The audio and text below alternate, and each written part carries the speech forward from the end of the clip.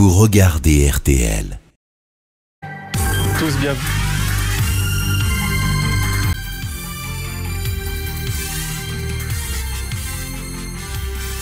Le grand jury RTL Le Figaro LCI. Invité aujourd'hui, Philippe Martinez, secrétaire général de la CGT. Le débat est dirigé par Benjamin Sportouche.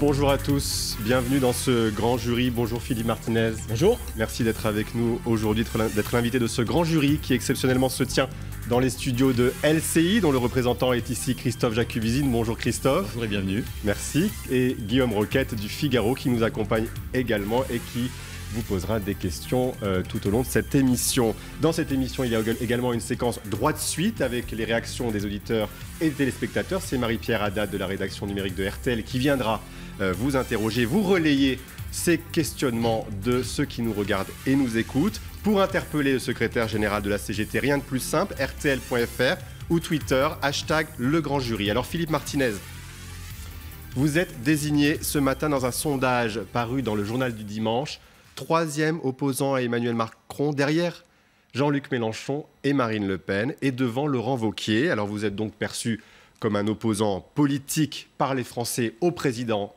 de la République. Vous nous direz si c'est le cas. Nous parlerons bien sûr longuement de la grève SNCF que vous menez et qui crée des galères pour les Français, normalement jusqu'au mois de juin, puisque c'est le calendrier de la grève perlée que votre syndicat CGT Cheminots a décidé de mettre en œuvre. Emmanuel Macron a dit jeudi qu'il était déterminé à aller jusqu'au bout, c'était sur TF1.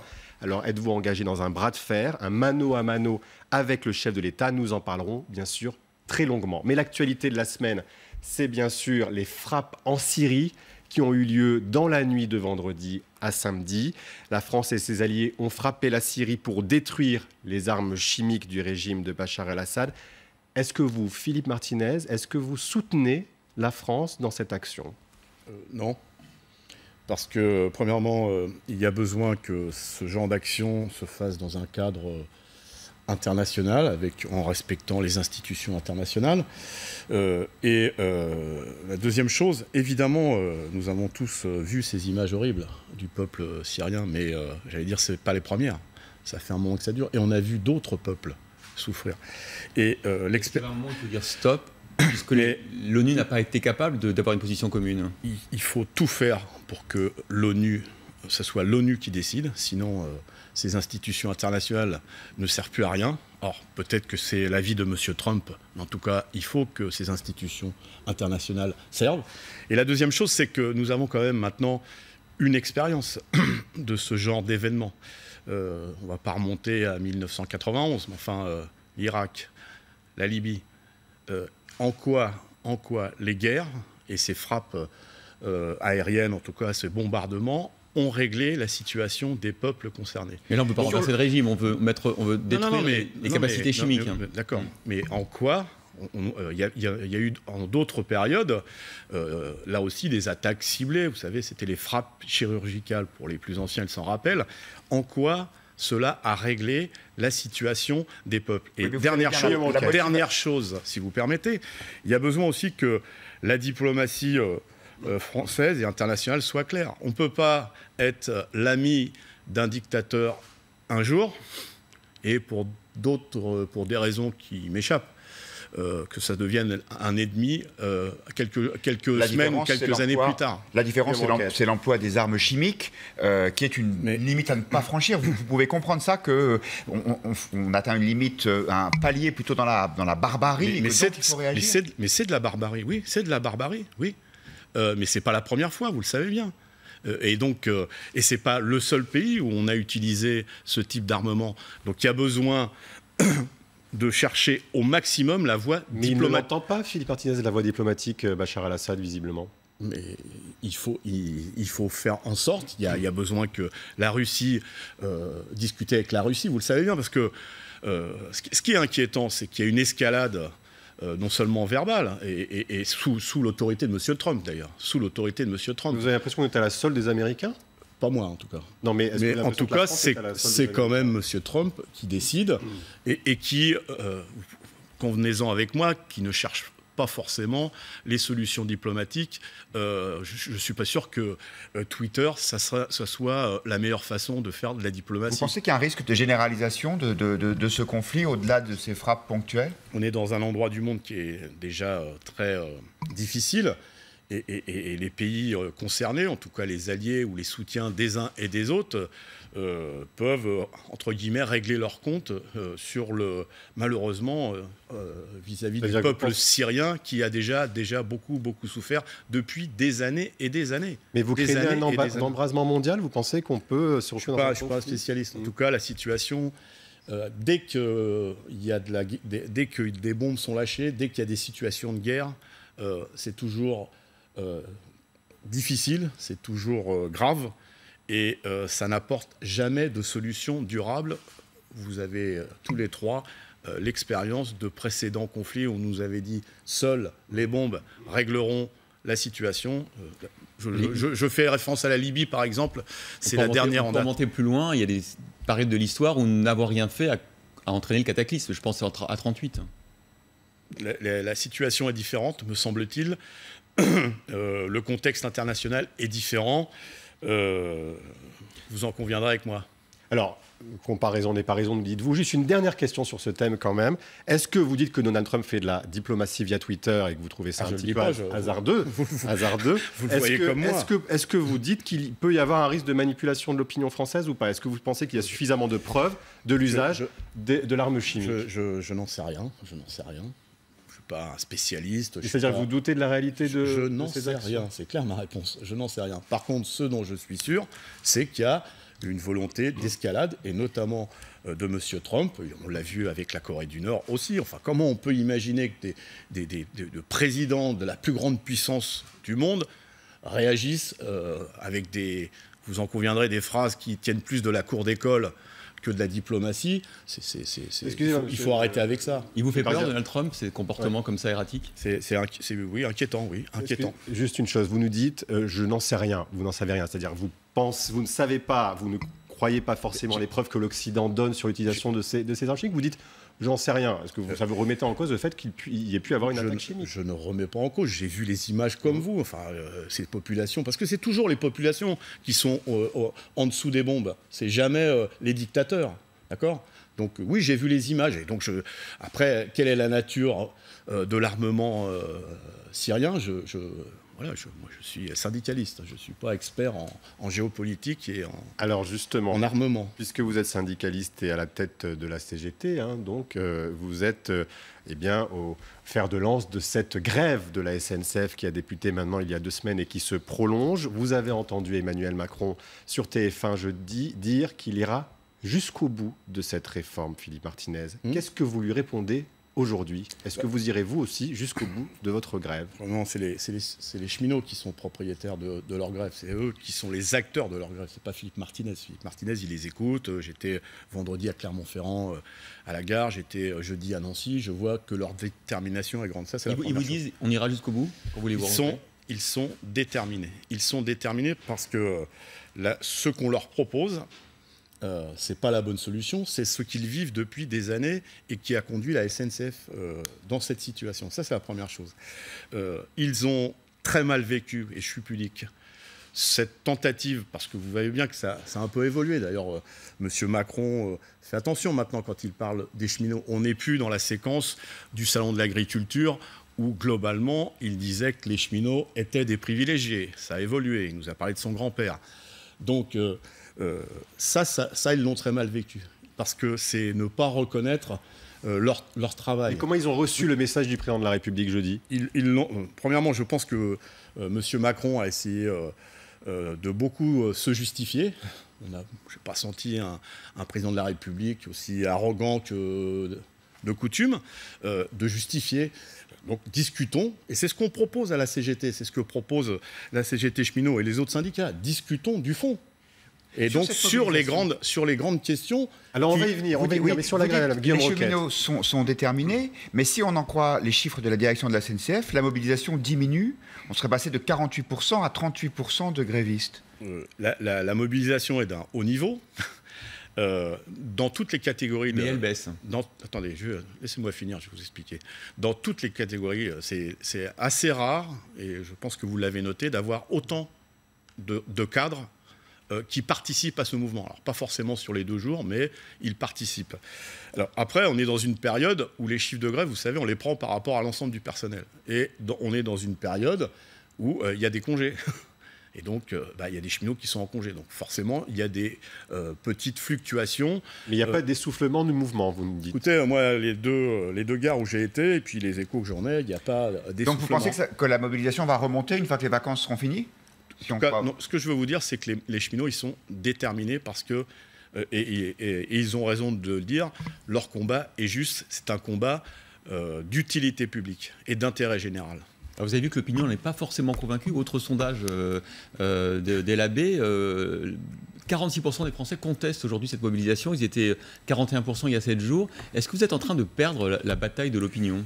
Non, il y a besoin de s'expliquer, d'expliquer. C'est pour ça que je vous ai ramené le journal qu'on distribue, c'est le 2e journal, qui s'appelle La Vraie Info, journal qu'on distribue aux usagers, qui explique les raisons du conflit.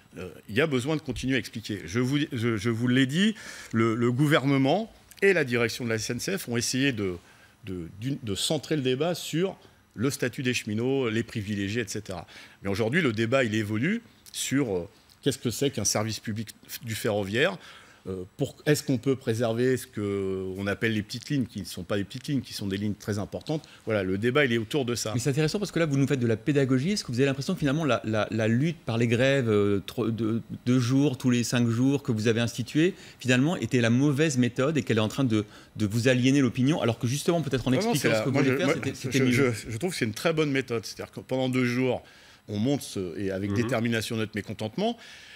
Et puis les 3 autres jours, on distribue, on explique, on va à la rencontre des usagers. J'ai vu ça à Nancy. Ce journal est très bien accueilli. Les usagers posent des questions, mais le statut de l'entreprise, mais pourquoi les fermetures, etc. Je trouve qu'il y a besoin de garder ce lien avec les usagers. Est-ce que vous pourriez aller au-delà de juin? Est-ce que vous dites, voilà, notre détermination est telle que nous pouvons aller au-delà de ce qui est prévu du mois de juin? Est-ce que c'est une hypothèse? J'allais dire, c'est dans la cour du gouvernement et du président de la République. Si ils acceptent enfin de discuter sérieusement d'un certain nombre de points qui posent problème, ça peut se régler assez rapidement, vous savez, on n'est pas... Mais vous n'excluez pas que si le gouvernement n'entend pas raison, c'est ce que vous nous dites, qu'il ne vienne pas sur ce que vous lui demandez, de poursuivre. Si le gouvernement s'arc-boute dans sa position dogmatique, oui, ça continuera. Mais alors justement, votre homologue Laurent Berger de la CFDT a salué, c'était sur RTL vendredi, les ouvertures et les avancées du gouvernement, notamment sur la concurrence, sur le transfert d'une partie des droits du statut aux cheminots qui iront chez les opérateurs tiers. Est-ce que ce que vous souhaitiez, là, on vous entendait, du dialogue et qu'on avance sur le dossier, est-ce que c'est pas en train de se réaliser? Philippe Martinez. Écoutez, moi j'ai écouté le secrétaire général de la CFDT cheminot.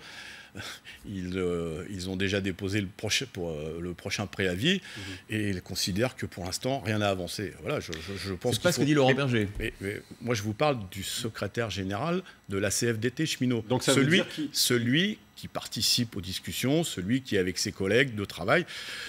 Donc ça veut dire que Laurent Berger n'est pas suivi par sa base, c'est ce que vous nous dites. Non, par sa fédération. C'est l'argument. Je ne vous dis pas ça. Je vous dis que moi, quand j'ai besoin de me faire une opinion, je demande à mes camarades cheminots ce qu'ils en pensent, mais j'écoute tout le monde, et je vous répète ce qu'a dit le secrétaire général de la CFDT. Mais vous écoutez ce que dit Laurent Berger sûrement. Toujours. Et quand il dit, mais il y a des vraies avancées, par exemple, il y aurait l'idée d'une convention collective pour toute la profession. Donc ça veut dire que même s'il y avait de la concurrence... Il a raison. Pour l'instant, mais ça fait, vous savez, ça fait 2 ans et demi qu'on discute d'une convention collective. Elle n'existe toujours pas. Donc, que le gouvernement, le patronat du ferroviaire, et notamment la SNCF, parce qu'ils ont 2 casquettes. Ils sont SNCF dans l'entreprise que vous connaissez, et ils sont entreprises privées, donc sous couvert de convention collective, d'un autre côté. Et c'est eux qui traînent des pieds, c'est la direction de la SNCF qui traîne des pieds pour finaliser la convention collective. Pour l'instant, 2 ans et demi, Pas de convention Donc collective. Laurent Berger s'est fait avoir. Voilà, Laurent Berger Non. dit qu'il y a des avancées, vous dites non. Moi, je dis non et je m'appuie sur l'ensemble des organisations syndicales de cheminots pour confirmer mon non. Mais quand vous dites qu'il faut que le gouvernement avance et soit dans la concertation, ce que vous lui demandez encore et toujours, c'est de conserver le statut de cheminot. Vous ne bougerez pas là-dessus, oui ou non? Non. Alors écoutez, on va parler d'abord du statut de l'entreprise. Parce que c'est ça qui est Le important. statut des cheminots, c'est important aussi, visiblement. Statut de l'entreprise. Alors, que dit le gouvernement? Il veut donc changer le statut de l'entreprise pour en faire une société nationale. Pas encore, mais c'est bien votre lapsus. Une société nationale à capitaux publics. Mais c'est vrai, vous avez raison, c'est le premier pas vers une société anonyme. Et le deuxième pas, si je puis dire, c'est l'ouverture du capital. On a quand même... On a toujours regardé la Poste, ça c'est pas arrivé. On verra dans les prochains jours. Enfin, vous voulez qu'on parle de GDF?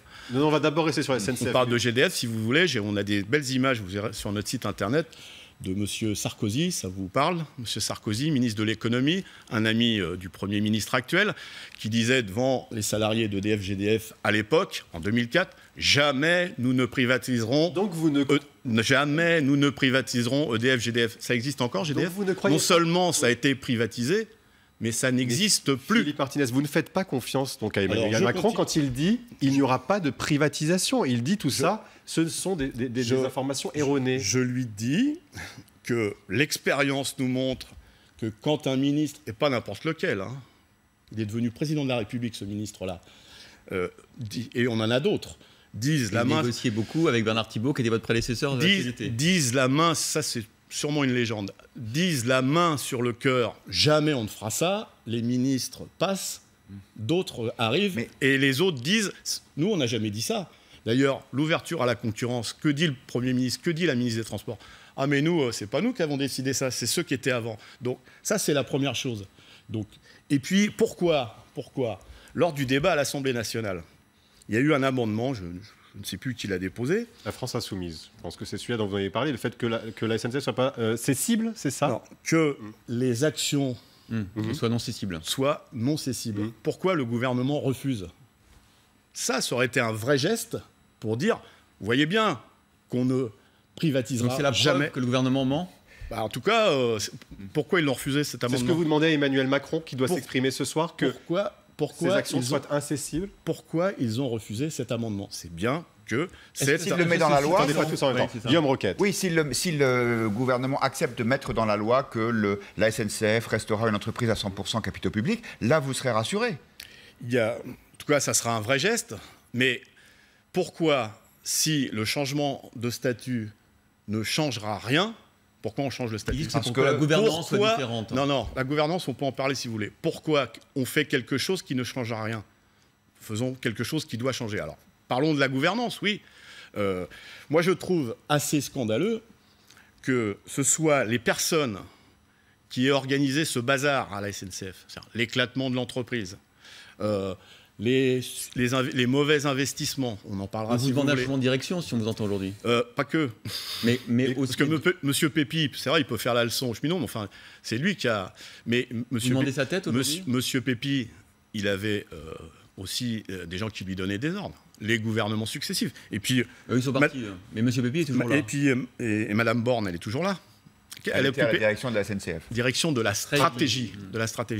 Madame Pénicaud, elle représentait le gouvernement au conseil d'administration. Alors, oui, c'est ces mêmes... Ça fait beaucoup de monde, là, sur votre liste. Non, mais je leur demande un peu de pudeur.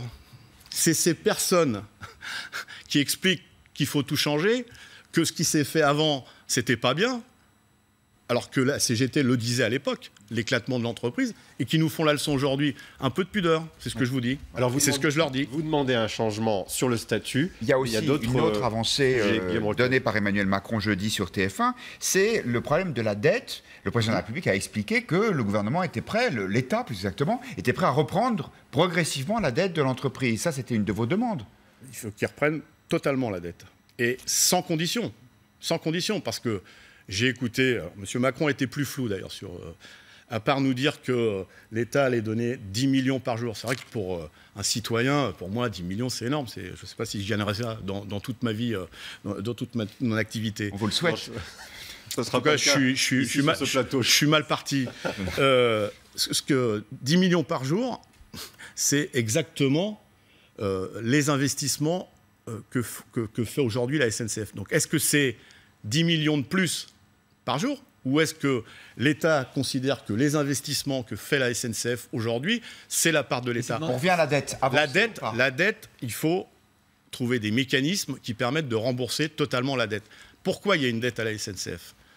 Parce que l'État a obligé M. Pépi, par exemple, à investir dans des lignes LGV à outrance qui coûtent très cher. La dernière en date coûte très très cher. Les lignes grande vitesse. C'est un partenariat public-privé, et celui qui va à une rente, j'allais dire à vie, non, pas à vie, mais enfin pour un certain nombre de temps, c'est une société privée. Quelle ligne, ça? La dernière, Tours-Bordeaux, vous savez, Bordeaux, qui a été inaugurée par le président de la République. Elle coûte très très cher parce qu'on paye à une société privée beaucoup d'argent. Donc il faut que la dette, elle soit reprise. Alors il faut trouver des mécanismes. Mais reprise totalement par l'État, parce que là l'État semble dire 20 milliards, pourquoi pas, sur les plus de 50 milliards de dettes aujourd'hui. Vous dites à Emmanuel Macron, qui encore une fois va s'exprimer à nouveau ce soir et certainement sur ce conflit, puisque vous êtes visiblement engagé dans un bras de fer avec lui, vous lui dites il faut que cette dette soit totalement reprise par l'État. L'État est responsable de cette dette. Donc, l'État doit reprendre la dette. Et si c'est le cas, si Emmanuel Macron annonce qu'il y a une reprise de la dette, est-ce que... Ça serait une belle victoire. Vous avez des informations? Non, mais vous semblez ne pas y croire. En même temps, vous semblez ne pas croire qu'il y a une négociation possible, qu'ils sont fermés. Moi, je suis là pour exposer un certain nombre de choses. Mais peut-être, oui, peut-être que ce soir, on aura quelques scoops. Et là, forcément, le conflit prendra une autre tournure. On a quand même le sentiment, Philippe Martinez, que vous êtes très braqué, parce qu'il y a des avancées sur la convention collective, sur la dette, même sur le... Quelles avancées il y a sur la convention collective? Dites-le moi. C'est Laurent Berger qui dit que par exemple... Non, mais dites-moi quelles avancées. Moi, je vous dis, ça fait 2 ans et demi qu'on négocie, et la CGT est partie prenante, et ça n'est pas avancé. 2 ans et demi, ça fait beaucoup. Mais apparemment, le gouvernement est prêt aussi à ce que les futurs opérateurs ferroviaires aient obligation d'avoir un agrément. Apparemment, à force d'avoir des apparemment, des peut-être, ça rassure pas les gens. Le gouvernement ne l'a pas proposé à vous? Clairement. Donc vous pensez que ce sont des fausses avancées, en fait. Par exemple, sur la dette, vous pensez que Macron n'est pas sincère? Qu'il soit précis. Donc, à ce jour, vous n'y croyez pas? C'est pas précis. Le Premier ministre a dit la semaine dernière, on financera une partie de la dette à condition que l'accord soit signé, que le changement de statut de l'entreprise, que l'ouverture à la concurrence, que ça fait beaucoup de si pour et sans chiffrer. Le président de la République a donné quelques éléments, mais pas plus précis. Est-ce qu'il nous explique premièrement comment et combien, comme ça s'est fait dans d'autres États, on parle beaucoup de l'Allemagne, l'État allemand, il y a quelques années, a remboursé la dette. C'était 36 milliards d'euros, c'est pas une petite somme. Alors Marie-Pierre Haddad de la rédaction numérique de RTL nous a rejoint pour des questions, mais juste d'abord des questions d'internautes. Est-ce que vous avez l'impression que le gouvernement essaye de jouer contre vous, contre l'unité syndicale, et de faire en sorte que la CFDT vienne rejoindre le gouvernement contre vous? Est-ce que c'est cela dont vous accusez? Le gouvernement joue l'opposition entre les cheminots et les usagers. C'est ça qui nous intéresse. Nous, cette bataille, ce combat, c'est pour qu'on ait un service public ferroviaire français digne de notre temps et au service des usagers. Nous, notre projet, parce qu'on a donné... Donc, ils ne jouent pas les syndicats contre syndicats. On a donné un projet au Premier ministre, vous le savez très bien, c'est pour que les trains arrivent à l'heure, que les petites lignes soient maintenues, qu'on rénove une partie du réseau ferroviaire qui fait qu'on ne peut pas rouler à la vitesse prévue sur un certain nombre de lignes. Voilà, c'est ça le projet de la CGT. Et vous laissez planer dans l'opinion cette semaine, vous dites dans une interview, vous dites attention, il peut y avoir des dérapages. Si nous n'avons pas gain de cause, il peut y avoir des dérapages. Qu'est-ce que vous entendez quand vous dites dérapage? Je crois que c'était sur un autre, c'était plus globalement, c'était pas la SNCF. Je me rappelle de ce que j'ai dit. Donc vous dites, c'était sur l'ensemble des mouvements, parce qu'on parle beaucoup des cheminots, mais il y a la grève à Air France, il y a ce qui se passe dans les universités, il y a Notre-Dame-des-Landes, il y a différents conflits, il y a Carrefour, je ne vais pas tous vous les citer, sinon on y passe l'émission. C'était global, c'était pas une menace sur des dérapages, des grèves à la SNCF. Je me rappelle bien de ce que j'ai dit, c'était qu'il y avait une situation complexe, difficile, et on l'a vu encore samedi, me semble-t-il. J'ai dit attention. Alors, on vous a entendu, Marie-Pierre Haddad, bonjour. Bonjour à tous. De la rédaction numérique de RTL, donc des premières questions, interpellations d'auditeurs et téléspectateurs. Exactement. Bonjour Philippe Martinez. Bonjour. Alors j'ai sélectionné une question sur la page Facebook de LCI. Ça concerne la cagnotte de solidarité qui est en ligne et qui atteint plus de 700 000 €. Et Tim, et d'ailleurs il n'est pas tout seul, il y a beaucoup d'autres internautes qui se demandent si cette cagnotte, elle ne pourrait pas servir à indemniser les usagers qui sont arrivés en retard ou ceux qui n'ont pas pu aller travailler. C'est ce qu'ils vous demandent. Philippe Martinez. Je suis assez surpris du chiffre, mais je suis impressionné parce que je ne pensais pas que... Ah, si, ça a augmenté mais parce qu'il y a plusieurs... Pas cagnottes, hein. Ouais. Mais pas au loto, là. C'est des caisses de solidarité pour l'ensemble des grévistes, pour l'ensemble, pas que pour la SNCF, en tout cas celle de la CGT. Donc il y a beaucoup. Celle-ci, c'est celle qui a été lancée sur Internet en ligne, vous savez, par les intellectuels et les écrivains. Oui, donc c'est pas lancé par la CGT. Donc, mais elle est pour les cheminots, celle-ci, à l'origine. Oui, mais c'est pas. Parce qu'il y a aussi une caisse interne de solidarité interne pour l'ensemble. Il faut demander à ceux qui ont lancé cette caisse. Mais vous n'êtes pas contre que ça serve à indemniser les usagers? Il faut demander, en tout cas, nous, la nôtre, c'est pour indemniser tous ceux qui sont en grève. Et il y a combien dans cette caisse-là? Dans votre caisse de solidarité? Moi, j'ai donné, mais je ne sais pas combien on a. Combien vous avez donné, vous, Philippe Martinez? Je ne veux pas élever la barre, j'ai donné ce que j'avais à donner. Mais il y a une caisse de solidarité donc à la CGT qui va permettre de payer les jours de grève? De tous les grévistes. De ceux de la SNCF, de ceux d'EDF, GDF, de ceux d'Air France. Je vous fais la liste. Ça veut dire que ça leur coûte rien aux grévistes, la grève? C'est pour minorer ce que va leur enlever la direction. Non, ça ne remplace pas tout ce qu'ils perdent. Mais il faut payer son loyer à la fin du mois, il faut manger. Donc ça sert à éviter la catastrophe. Une autre question, Marie-Pierre Haddad. Oui, cette fois-ci, c'est sur Twitter. C'est une question de Frédéric qui veut savoir pourquoi le droit de choisir son opérateur de transport ferroviaire ne devrait pas exister quand nous avons le droit de choisir notre compagnie. Et là, il énumère aérienne, maritime, bus, opérateur d'électricité, gaz ou téléphonie. Qu'est-ce que vous lui répondez? Parce que on va rester sur l'aérien. Dans le ciel, on peut faire passer des avions les uns au-dessus des autres. Je ne crois pas qu'on puisse faire passer un train sur la même voie l'un au-dessus de l'autre. Donc c'est un réseau particulier. Il y a des rails, il faut réguler on peut faire passer des trains différents sur les mêmes rails, non, par exemple? En Allemagne, par exemple, vous avez des rails qui sont utilisés par différentes compagnies. Attendez. L'un après l'autre, bien sûr. Merci. Donc l'un après l'autre. Ce n'est pas le cas en l'air, dans le ciel. Bon, ça, c'est la première chose. Et ensuite, parce que derrière cette question, c'est l'ouverture à la concurrence.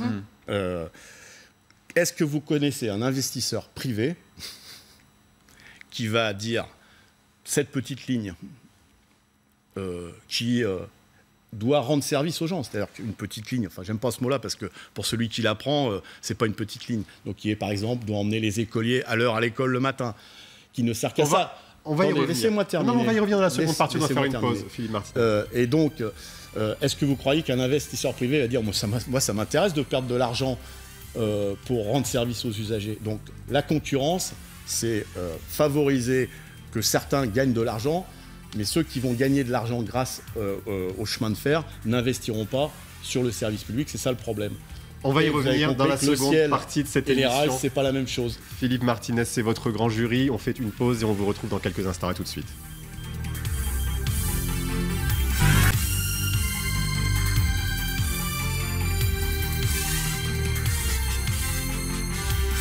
Suite du grand jury RTL Le Figaro LCI. Invité aujourd'hui, Philippe Martinez, secrétaire général de la CGT. Le débat est dirigé par Benjamin Sportouche. Avec à mes côtés Christophe Jacubicine de TF1 LCI et également Guillaume Roquette du Figaro. Philippe Martinez, alors on parlait de la CGT et de votre action dans cette grève. Si jamais vous n'obtenez pas gain de cause, vous personnellement, si la réforme passe dans les 2 ou 3 mois à venir, est-ce que vous estimez que ce sera un échec pour vous? Est-ce que du coup vous retirez de la CGT, de votre position de secrétaire général du syndicat?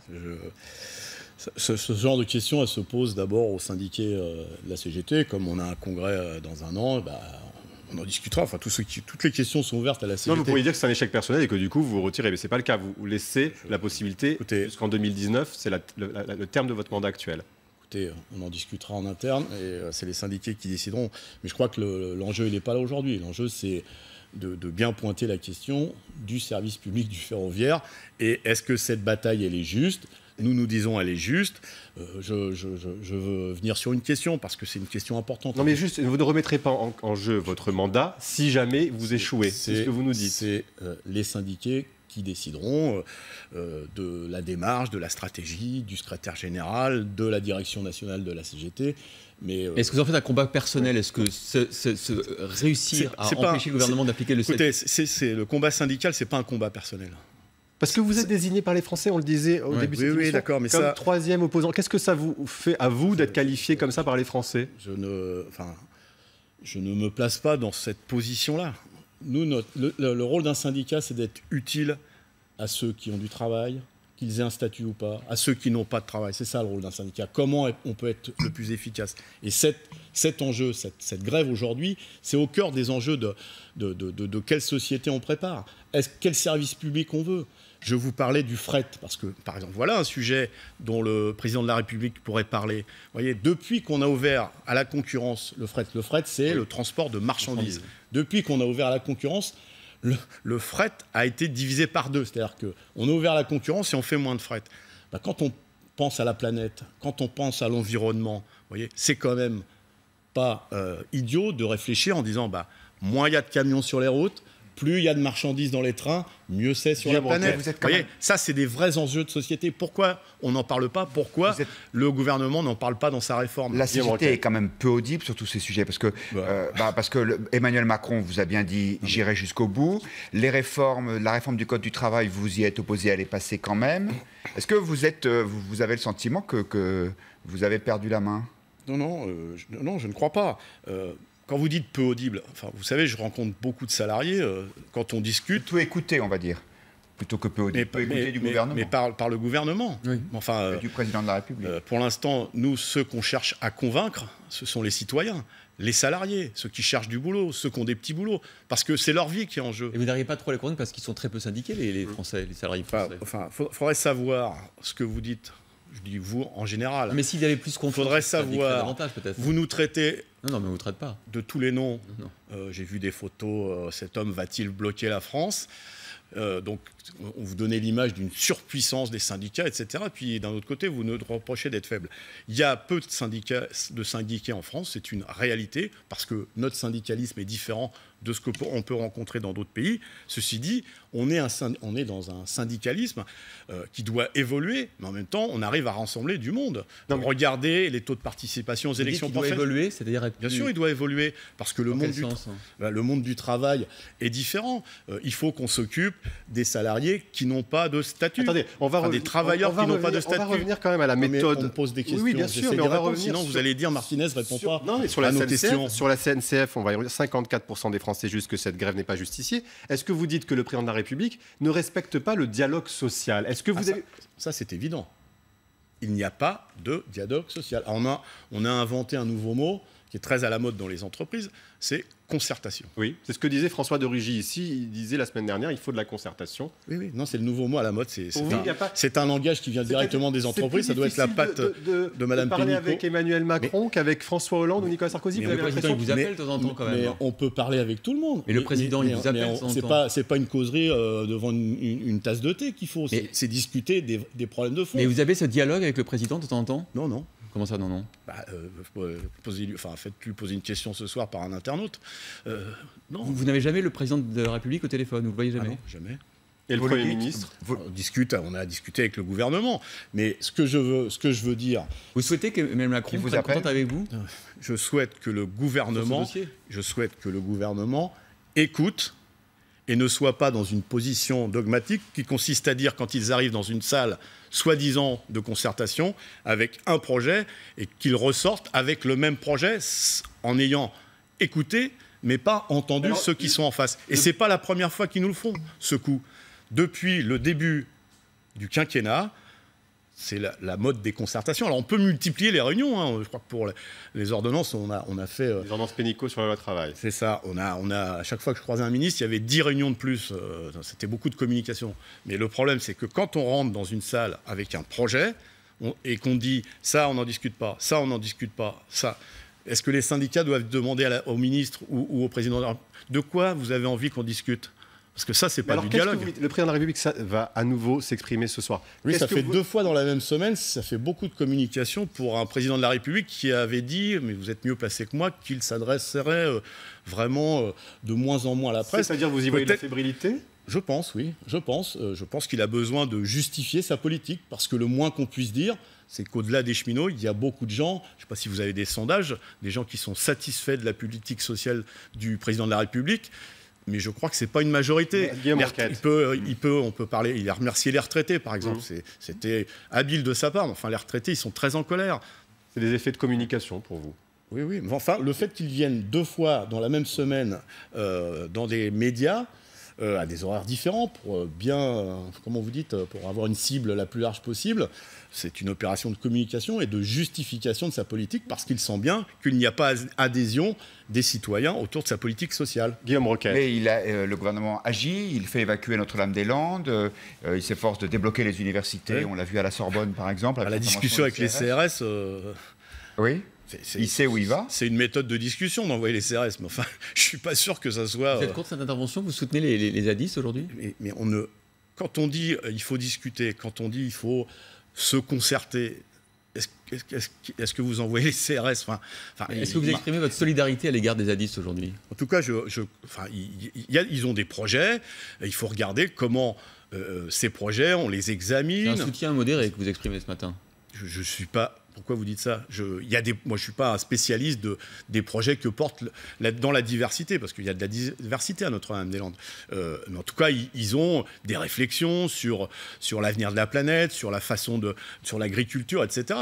Mais vous croyez que c'est en envoyant des CRS qu'on donne un signe fort de volonté? Le signe fort, il a déjà été donné, c'est l'abandon de l'aéroport. Donc il est normal maintenant qu'on évacue. Attendez. Donc on a abandonné la construction de l'aéroport. Bon, maintenant, on discute qu'est-ce qu'on fait dans cette zone en matière d'agriculture. Est-ce qu'il y a des expériences différentes? Dans les facultés, est-ce que vous condamnez l'intervention aussi policière dans les facultés? Bien sûr. Alors, mais ça veut dire que vous croyez toujours à une convergence des luttes possibles? C'est ce que vous... Ou pas? C'est-à-dire que les facultés, les zadistes, l'hôpital se coalisent contre le gouvernement. Est-ce que c'est l'appel que vous lancez? Est-ce que vous y croyez toujours? Ce que nous croyons, c'est...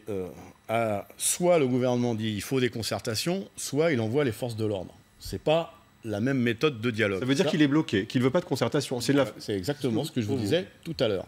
La deuxième chose, par rapport à ce qu'on qualifie de convergence de lutte, ce qu'on dit, c'est que déjà parmi les salariés, parmi les travailleurs en général, parce que, je vous le répète, nous voulons derrière salariés, il y a contrat de travail, et vous savez qu'il y a malheureusement 4 à 5% de la population qui n'ont pas de contrat de travail. C'est des travailleurs ubérisés, le monde moderne selon le président de la République.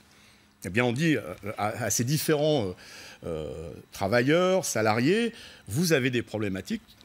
Il y a des choses communes, les salaires par exemple, question d'emploi, puis il y a des choses bien spécifiques. Eh bien, il faut, à partir des différents mouvements, essayer de trouver des moments où on agit tous ensemble. C'est pour ça que nous proposons une journée d'action, de grève, de manifestation jeudi prochain. Par exemple. Et le 1er mai, est-ce qu'il sera unitaire ou pas?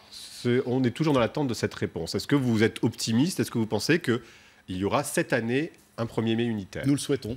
Vous êtes optimiste ou pas? Nous le souhaitons et nous allons proposer, vous le savez, il y a une réunion la semaine prochaine des 5 secrétaires généraux. Et pourquoi n'arrivez-vous pas à vous entendre avec Jean-Luc Mélenchon, qui tient globalement le même discours que vous sur la réforme de la SNCF, qui propose un grand rassemblement le 5 mai. Vous dites, si on comprend bien, non, c'est pas une bonne idée. Qu'est-ce qui se passe là? Vous lui téléphonez pas non plus, c'est comme avec Macron? Il y avait hier des CGTistes dans la manifestation de Marseille, je le précise. Philippe Martinez. Ça fait beaucoup de questions. Alors, premièrement, nous voulons et nous pensons qu'il est nécessaire que l'ensemble des organisations syndicales se mettent d'accord. Pas surtout, il y a des différences, mais vu la situation, alors qu'il y a unité syndicale chez les cheminots, il y a unité syndicale chez les fonctionnaires, il y a unité syndicale à Air France, il y a unité syndicale à Carrefour, pourquoi nationalement, nous ne donnons pas un signe, déjà pour dire que nous soutenons ces mobilisations, en pointant quelques enjeux revendicatifs clés, la question de l'emploi, la question des salaires. Et pourquoi ça ne marche pas? Est-ce que c'est pas parce que finalement il y a plutôt une adhésion collective à ce qui est en train de se faire, ou en tous les cas laisser au plan de la République la possibilité de faire? Et que Laurent Berger la première année une action réformatrice. Pourquoi? Je me refuse à parler à la place de Laurent Berger ou de Jean-Claude Mailly, mais je pense, en tout cas c'est ce qu'on essaye de faire à la CGT, qu'on doit pouvoir trouver un terrain d'entente sur un certain nombre de revendications. Et vous avez raison, le 1er mai pourrait être une occasion d'exprimer non seulement la solidarité à ceux qui luttent, mais proposer des alternatives. Et avec Mélenchon, c'est votre allié ou pas? Vous direz aussi 5 mai s'il vient le 1er mai. Attendez, une question après l'autre. Est-ce que c'est votre allié, Jean-Luc Mélenchon? Vous demande Guillaume. Il fait partie de ceux qui, à l'Assemblée nationale par exemple, le groupe France Insoumise, reprend des propositions de la CGT. On a parlé de l'incessibilité des actions. Et il s'appuie. Donc c'est votre allié? À l'Assemblée nationale, sur la réforme ferroviaire, par exemple, oui, c'est un allié. En tout cas, c'est un relais politique, comme d'autres. Je pense que on peut plus largement. Je vois, un certain nombre d'élus tournent dans les gares pour expliquer. Voilà, mais Marine Le Pen aussi vous soutient. Philippe Maritas, pour être très clair, Marine Le Pen a dit cette semaine sur la tête, je soutiens l'action des cheminots. Elle demande juste à ce que ce soit pas une grève, mais une gratuité des transports. Est-ce que vous acceptez ce soutien? Écoutez, j'ai entendu différents représentants du Front National. Ils ne nous aiment pas et on leur rend bien. Parce que vous le savez très bien, un des principaux ennemis de la CGT, c'est le Front National. Pourquoi? Parce que eux divisent les salariés et les travailleurs entre eux. Eux considèrent que un certain nombre de salariés, de travailleurs, n'ont pas le droit à rester dans notre pays parce que leurs origines, parce que leur couleur de peau, parce que leur religion. Nous, on est là pour rassembler tout le monde. Donc, ne me faites pas le coup on vous interroge sur ne me faites pas le coup du soutien. Alors, j'entendais, je ne sais plus comment il s'appelle, un député des PO qui est proche de Marine Le Pen, me semble-t-il, m'insulter sur une antenne. Voilà, ça, c'est deux messages est passé à Marine Le Pen. Ça, c'est les relations entre la CGT et le Front Emmanuel National. Macron, toujours dans cette interview, dit « Je ne suis pas le président des riches, je suis le président de tous les Français. Les riches n'ont pas besoin d'un président. » Est-ce que vous avez été convaincu? C'est un procès qui lui est fait de manière récurrente, peut-être aussi par vous. Est-ce que vous avez été convaincu par cette réponse? Non, parce que c'est la réalité, elle montre, enfin c'est les actes, les prises de position, les lois montrent que on en donne toujours plus à ceux qui en ont déjà beaucoup. Enfin, et puis, toujours moins, on en prend toujours plus à ceux qui n'ont pas grand-chose ou rien. Et on divise ceux qui n'ont pas grand-chose avec ceux qui n'ont rien. Donc, le coût des retraités qui seraient des privilégiés par rapport aux jeunes qui n'ont rien, le coût le salon d'agriculture entre les agriculteurs et les cheminots. Monsieur Macron divise les citoyens, par contre, qui reçoit les 140 plus grands entrepreneurs du monde, à Versailles en plus. Versailles, c'est un des plus beaux symboles de la République, le château de Versailles, avec des présidents d'entreprises qui ne payent pas leurs impôts. Mais c'est pour les faire investir en France. Ah oui. Bah écoutez, l'idée que sans contrainte, une entreprise pourrait venir, parce qu'elle aime la France, investir.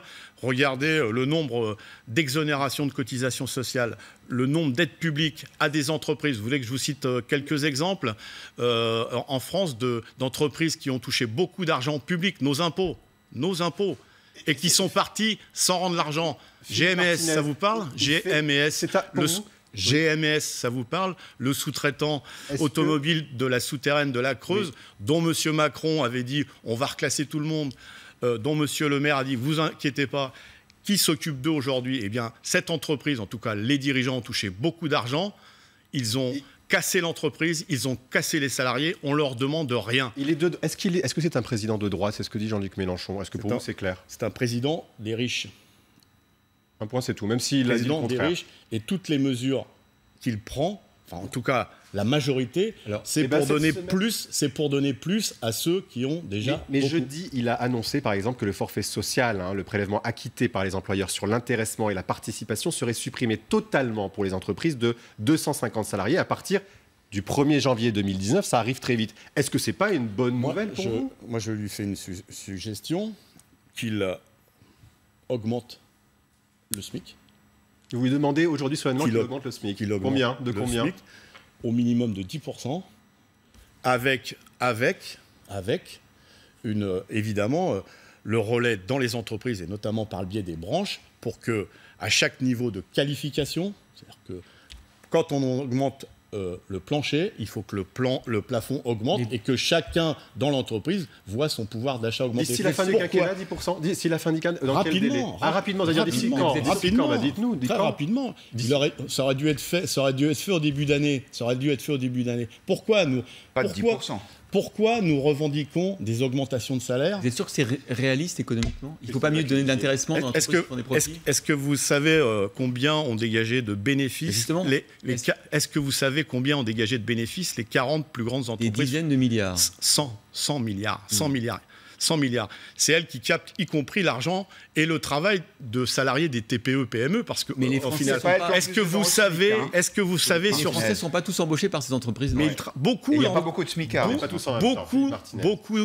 Beaucoup de ces petites et moyennes entreprises travaillent pour des grands groupes. C'est ce qu'on appelle la chaîne de valeur. Vous savez, les sous-traitances de rang 1, rang 2, rang 3. Donc, beaucoup des salariés de ces petites entreprises, sans s'en rendre compte, mais ils sont bien au courant, travaillent pour des grands groupes qui prennent l'argent. Et le fait qu'elles puissent redistribuer leurs bénéfices avec l'intéressement.